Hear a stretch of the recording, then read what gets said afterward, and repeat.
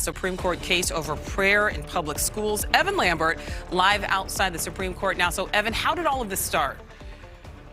Nichole, with a football coach taking a knee to pray after games, now this is a major religious freedom case.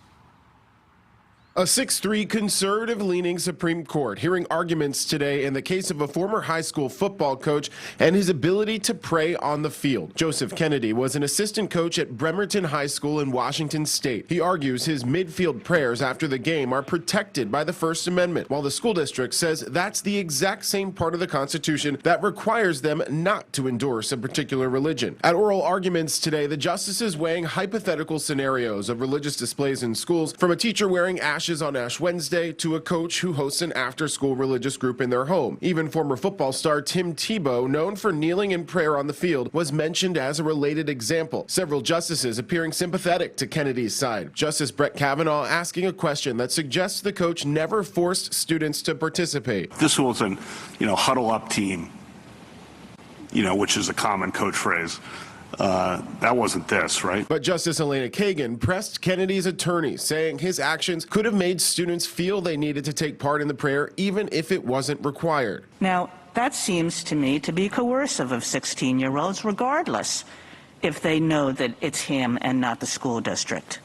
He's the one who's going to give me an A or not. Kennedy worked at Bremerton High School in a part-time coaching role from 2008 to 2015. For years, he would kneel at the 50-yard line to pray, initially by himself. But over time, players joined in, and the school asked him to stop leading the prayer in 2015, a request Kennedy agreed to. But he said the First Amendment should allow him to pray on his own, with students free to join. The school district tried to work out a compromise, but Kennedy refused to put a stop to the on-field prayer. The coach was ultimately placed on paid leave, and when his contract expired, he did not reapply for his job, his lawsuit coming shortly after. Last year, the 9th U.S. Circuit Court of Appeals ruled against Kennedy. Outside the Supreme Court, he said he's hopeful he will prevail. It's been a long haul. It's been a marathon, and something I thought we could work out in, a week turned into a 7-year battle. And here we are today, and I think the courts will rule exactly what the facts are and apply the law without any of the biases out there. So I'm very optimistic about everything. And Nichole, a decision expected before the court goes on summer recess. Back to you. Evan, thank you for that. All right, now we want to look into both sides of this case. We are talking with two experts today. One is Rachel Lazar, President and CEO of Americans United for Separation of Church and State. That's a legal group defending the school district.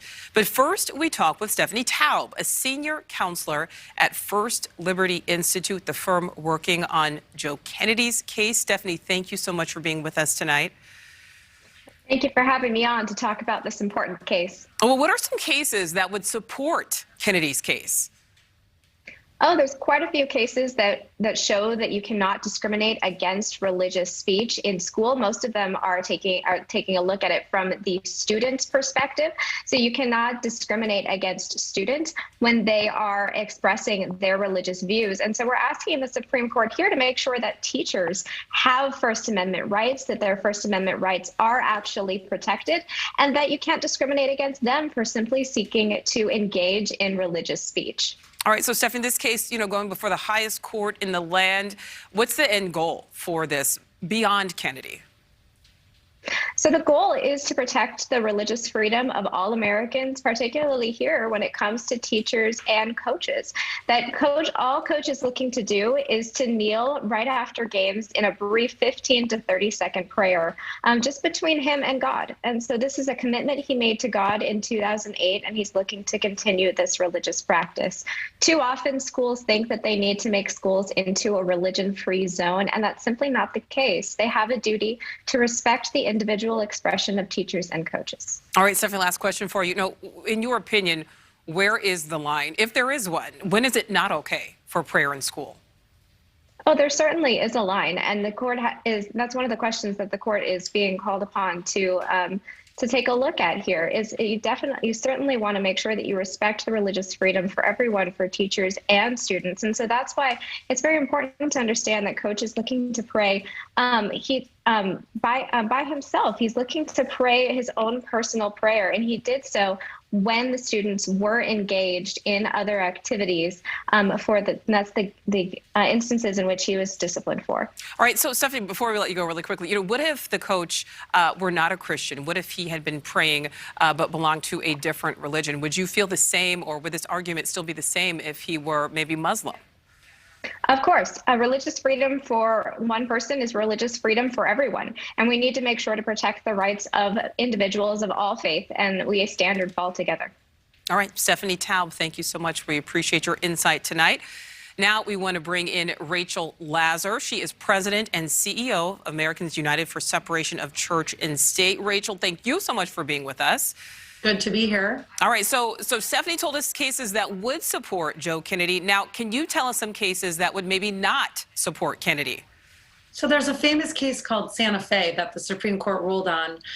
It's a case about a student who used a loudspeaker to say a prayer post-game. It was about a football game. And even there, the court said that if a student was given the loudspeaker of the school, that had the imprimatur of a public school, of the state, and that wasn't permitted. This is a case that goes even further. It's about an agent of the state himself, a public school coach who's violating the religious freedom of students by pressuring them to join him at the 50-yard line after each game. That's a picture of the coach alone, but you all showed video. I have a picture here. This is what it looked like, and this is what the coach said in the record that he wanted to do. He wanted to be able to pray encircled by students, and the record shows that parents came forward and said that their kids felt pressured to pray to play.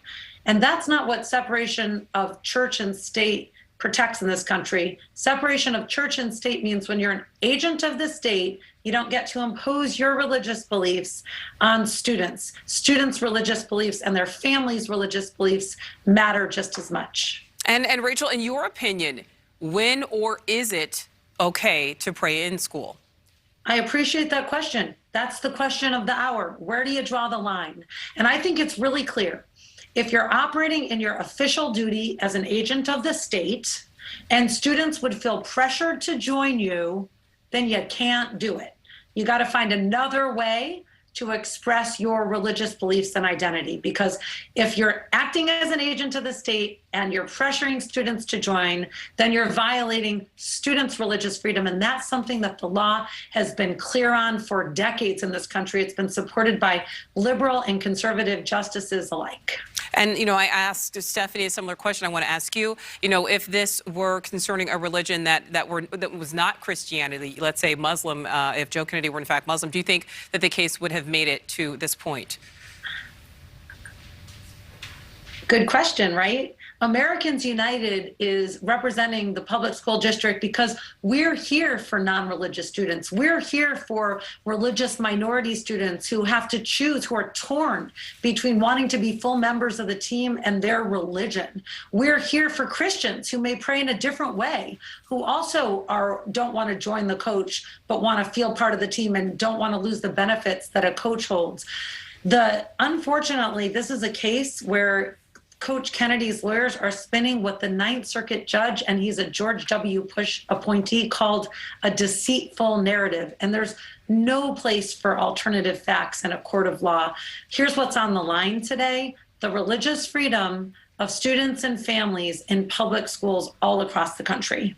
All right, Nichole Berlie, thank you so much for joining us tonight. We appreciate it. Thanks. Thank you. Of course, this is all part of our mission to bring you both sides of important topics like this. And we are staying on top of this story tonight. Be sure to watch NewsNation at 10 Central with Marty Hughes and Leland Vittert. We're going to talk to Coach Joe Kennedy himself about his take on all of this. Thank you for watching. Click the red subscribe button below so you can get more of NewsNation's fact-driven, unbiased coverage.